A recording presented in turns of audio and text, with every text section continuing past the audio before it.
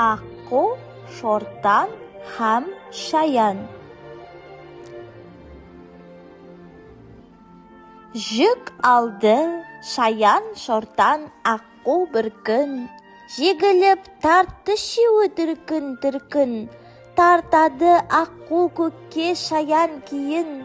Жылқиды суға қарай шортан шіркін. Бұлардың машақаты аз болмады.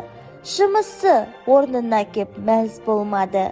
Тартса да бар күштерін аямай-ақ. Аслан жүк орнынан қозғалмады.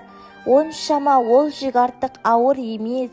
Құр сырттан пәлен деуде тәуір емес. Жүк бірақ әлі күнге орнында тұр. Бірыңғай тартпаған соң бәрі тегіз. Жігіттер, мұнан ғибрат алмай болмас. Әуелі бірлік керек болсаң жолдас. Біріңнің айтқаныңа бірің көнбей, істеген ынтымақсыз ісің оңбас.